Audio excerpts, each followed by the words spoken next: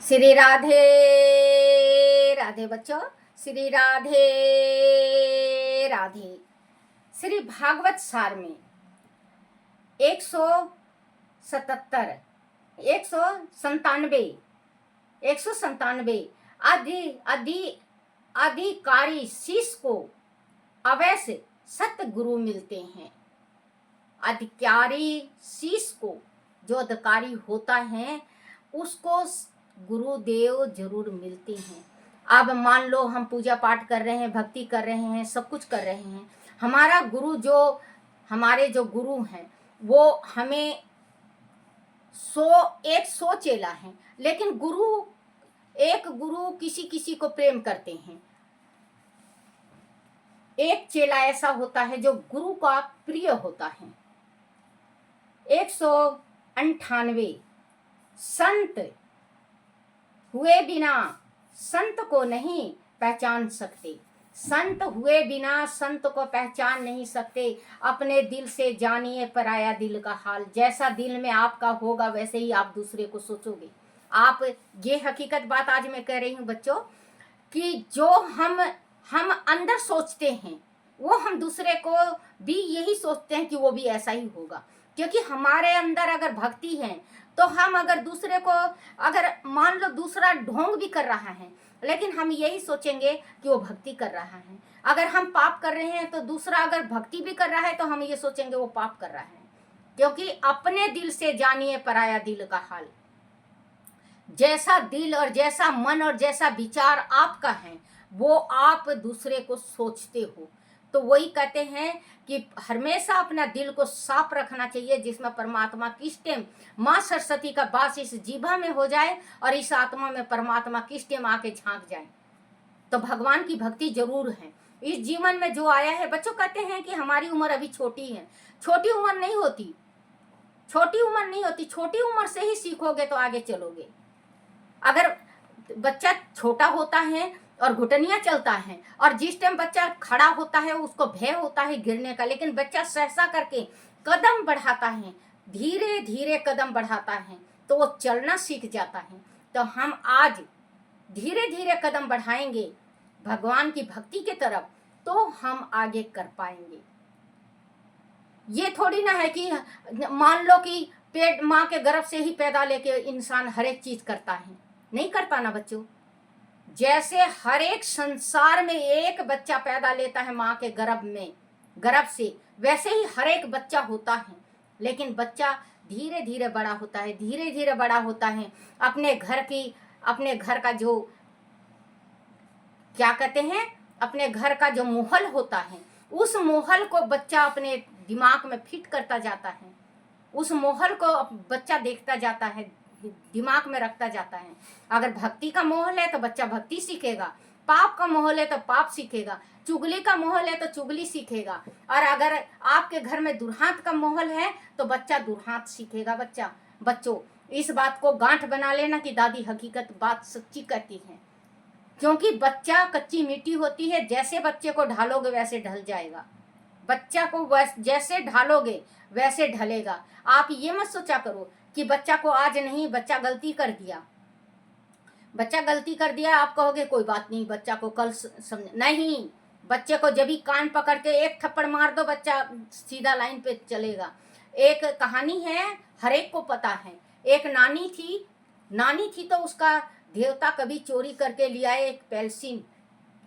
तो नानी कही बोले बहुत अच्छा बेटा, इतना गुंजाइश नहीं है हमारे पास जो कि हम तुझे पढ़ा लिखा के बड़ा आदमी बनाऊंगी, तो इतना गुंजाइश नहीं है बेटा, ऐसे ही लाया कर। वो चोरी करने लगा। धीरे धीरे धीरे धीरे धीरे धीरे करता करता वो डाकू बन गया। जब डाकू बन गया और चोरी करने राजा के महल में गया तो पकड़ा गया। अब पकड़ा गया तो राजा कहा सूली पे चढ़ा दो, इसको फांसी लगा दो।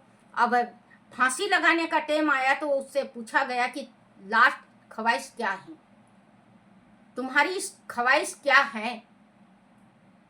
तो उसने कहा कि मेरी एक ख्वाहिश है। राजा साहब बोले बोलो, मेरी नानी को बुला दो। उसकी नानी आई, रुदन करने लगी, हाय मेरा देवता, हाय मेरे देवता, बेटी पहले ही मेरे पास से चली गई, इस दुनिया में नहीं है, अब देवता था एक देवता नहीं है, ना मेरा जमाई है, अब मैं किसके सहारे जीऊँगी, ये है वो है। रुदन मचा मचा के रोने लगी वो नानी। उसकी नानी से कहा, बोले नानी इधर कान लाओ, मैं कान में बात कहना चाहता हूँ जो संसार सुने ना। नानी खुश हो गई। नानी सोची कहीं से चोरी करके माल खजाना छिपा के रखा है वो बताएगा। नानी सोची कि कहीं से खजाना चोरी करके रखा है वो बताएगा मेरे को। नानी ने कान करा उसके पास, जो देवता था उसका पूरा का पूरा कान निकाल लिया, काट दिया पूरा कान। अब हाय मर गई, हाय मर गई। राजा साहब बोले, बोले जलाद तू ये क्या किया? बोले राजा साहब, अगर मेरी नानी आज मैं डाकू नहीं होता, राजा साहब आज मैं डाकू नहीं होता, बोले फिर मेरी नानी का बनाया हुआ हूँ।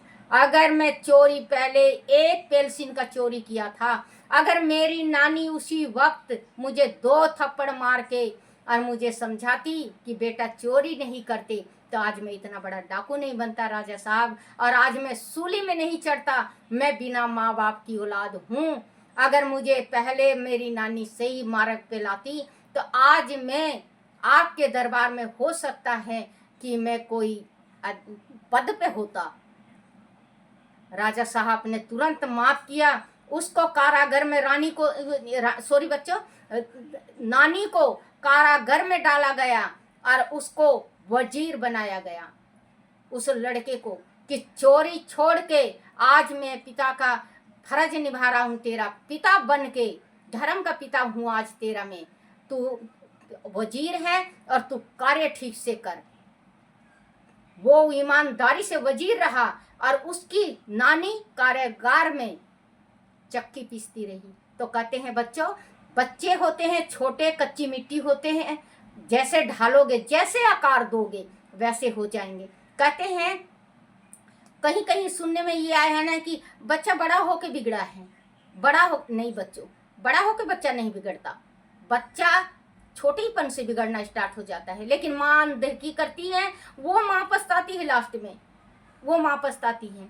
ऐसा मत हो कि आपकी झोली सूना रह जाए, आपकी झोली सूना रह जाए। आप अपने बच्चे को इतना ज्ञान दो, भक्ति मार्ग में लाओ और कमाने का सही मार्ग दिखाओ, जो अपना गृहस्थी सही ढंग से चलाए और भगवान की भक्ति करे। क्योंकि गृहस्थी भी एक त्याग है। किसी ने पूछा था कि सबसे बड़ा त्याग और सन्यासी कौन है, तो गृहस्थी सबसे बड़ा त्याग और जो सन्यास है वो गृहस्थी होती है, माँ बाप की गृहस्थी होती है। क्योंकि बहुत त्याग है इसमें, गृहस्थी में बहुत त्याग है बच्चों। इतना त्याग और इतना दर्द है कि मैं बता नहीं सकती। मेरे 66 साल की उम्र है, अगर मैं बताने लगूं तकलीफ और दर्द, मैं अगर बताने लगूं तो पत्थर भी रो पड़ेगा। पत्थर के आंखों में पत्थर रो पड़ेगा।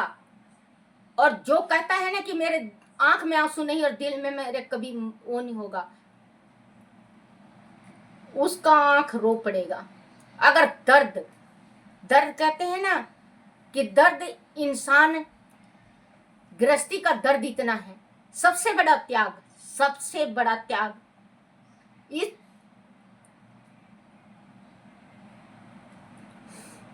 अगर इस तकलीफ से और इस दर्द से इंसान आगे बढ़ जाए तो वो पारस का है। लेकिन आप सब सुनोगे और देखोगे तो आपके समझ में आएगा। ये नहीं कि 1 मिनट, आधा मिनट, 5 सेकंड, 2 सेकंड देख के आप हट जाते हो, उससे कोई फायदा नहीं, उसे ज्ञान नहीं मिलती। इससे अच्छा आप देखो मत, क्योंकि पाप पड़ता है। जो कुछ भी अगर सुनो तो सारा सुनो, क्योंकि सारा चीज सुनने से ही इंसान, लेकिन भगवान के ऊपर भरोसा रखो, सब ठीक हो जाएगा। श्री राधे राधे बच्चों, श्री राधे राधे।